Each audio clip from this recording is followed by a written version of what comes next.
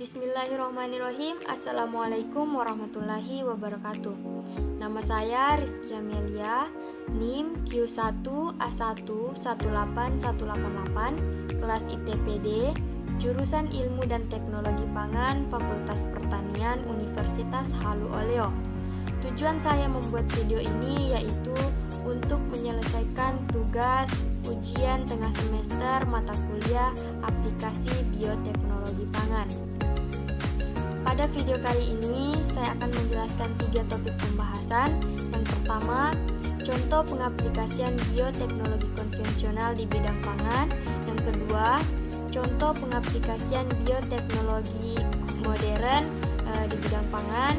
Yang ketiga, keunggulan pengaplikasian bioteknologi konvensional dan bioteknologi modern di bidang pangan.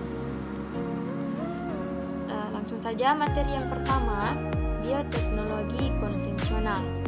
Bioteknologi konvensional merupakan proses bioteknologi sederhana yang memanfaatkan mikroba, proses biokimia dan genetika secara alami untuk menghasilkan produk yang dibutuhkan manusia melalui proses fermentasi.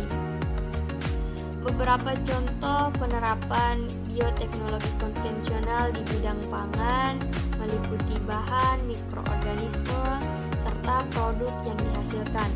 Bahan yang pertama, kedelai. Dengan bantuan mikroorganisme Rhizopus sp menghasilkan produk berupa tempe. Yang kedua, beras ketan. Dengan bantuan mikroorganisme Saccharomyces cerevisiae menghasilkan produk berupa tape ketan. Yang ketiga, susu. Dengan bantuan mikroorganisme Lactobacillus bulgarisus menghasilkan produk berupa yogurt. Yang keempat, ampas kedelai. Dengan bantuan mikroorganisme Neurospora cytophilia menghasilkan produk berupa oncom. Yang kelima, kedelai. Dengan bantuan mikroorganisme Aspergillus oryzae menghasilkan produk berupa kecap.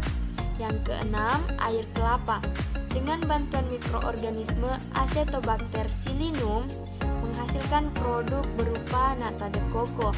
Dan yang terakhir, susu. Dengan bantuan mikroorganisme Lactobacillus sp menghasilkan produk berupa keju. Di sini saya akan menjelaskan salah satu pengaplikasian bioteknologi konvensional di bidang pangan, yaitu nata de coco. Nata de coco merupakan produk hasil fermentasi air kelapa dengan bantuan mikroba Acetobacter psillinum. Memiliki bentuk padat, berwarna putih, transparan, memiliki cita rasa manis, dan bertekstur kenyal. Acetobacter psillinum dapat menghasilkan enzim selulase. Jenis selulosa yang dihasilkan selama proses fermentasi adalah jenis polisakarida mikrobial yang tersusun dari serat-serat selulosa yang dihasilkan oleh Acetobacter psillinum dan terikat oleh mikrofibril. Selama proses fermentasi, bakteri Acetobacter psillinum akan menghasilkan karbon dioksida sebagai hasil metabolisme. Karbon dioksida tersebut akan menempel pada serat-serat polisakarida ekstraseluler atau nata sehingga menyebabkan nata dapat mengapung. Oleh karena itu, nata tidak akan terbentuk di dalam cairan media melainkan terdorong ke permukaan media. Terbentuknya pelikel atau lapisan tipis nata mulai terlihat selama 24 jam inkubasi dan proses tersebut berlangsung bersamaan dengan terjadinya proses penjernihan cairan pada bagian bawah. Kemudian untuk proses pembuatan nata de coco, kita memerlukan bahan yang pertama, air kelapa murni sebanyak 5 liter.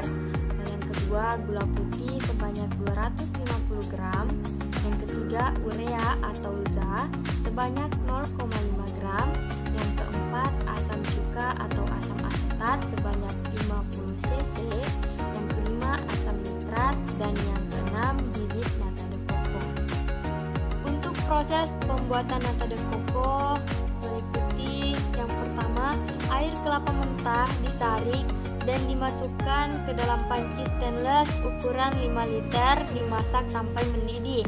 Yang kedua, setelah mendidih, masukkan gula putih, dan cuka. Yang ketiga, campuran air kelapa tersebut kemudian dimasukkan ke dalam baki plastik yang bersih dan steril. Yang keempat, tutuplah baki-baki tersebut dengan kertas steril. Yang kelima, baki-baki tersebut disusun di atas rak secara rapi dan ditiriskan sampai dingin untuk diberikan bibit nata de coco, kemudian ditutup kembali. Selama proses pembibitan tidak boleh terganggu atau tergoyang. Dan yang keenam, proses tersebut berlangsung selama 1 minggu. Materi kedua yaitu bioteknologi modern. Bioteknologi modern merupakan bioteknologi yang menggunakan biologi molekuler dan sel untuk menghasilkan produk yang berguna bagi manusia. Penerapan bioteknologi modern berdasarkan pada rekayasa genetik dan rekayasa biokimia. Contoh penerapan bioteknologi modern di bidang pangan yang pertama, pada jagung manis.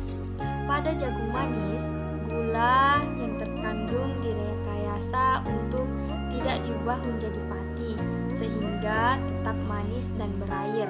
Yang kedua, pepaya California. Pepaya ini juga merupakan hasil rekayasa genetik oleh seorang profesor dari IPB yang memiliki kelebihan rasa lebih manis dan cepat berbuah. Yang ketiga, golden rice. Pada tanaman ini disisipkan gen penghasil beta karoten dari tanaman wortel, sehingga padi ini memiliki kelebihan selain mengandung karbohidrat juga memiliki kandungan vitamin A. Yang keempat, kedelai impor yang menjadi bahan baku tempe dan tahu. Kedelai ini telah disisipkan gen EPSPS sehingga kedelai ini tahan terhadap herbisida berbahan glifosat.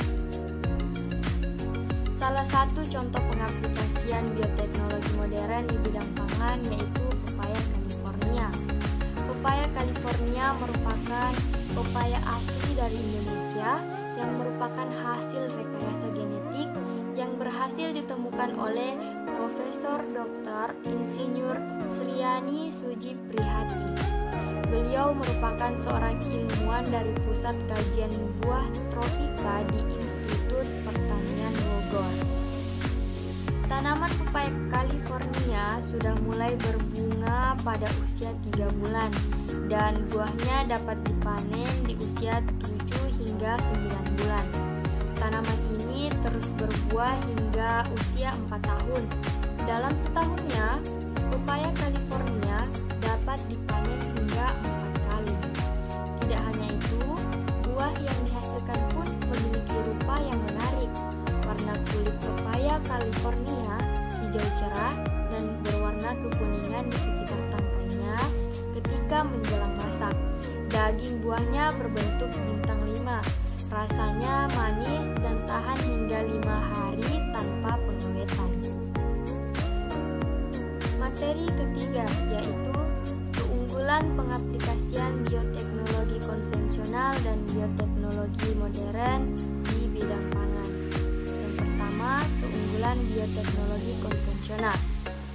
Bioteknologi konvensional memiliki keunggulan seperti lebih mudah untuk dilakukan, dapat mengembangkan kandungan gizi dari makanan dan minuman, menghasilkan sumber makanan baru, biaya lebih murah, dan tidak memiliki dampak negatif dalam jangka panjang.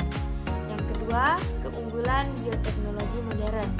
Bioteknologi modern memiliki keunggulan seperti dengan memanfaatkan mikroorganisme yang telah dilakukan rekayasa genetik dalam proses fermentasi dapat menghasilkan produk makanan yang inovatif, dapat menghasilkan tanaman dan dengan kualitas tinggi dan memiliki tingkat ketahanan yang lebih baik, misalnya tahan terhadap hama, serta dapat menciptakan varietas tanaman maupun hewan yang baru.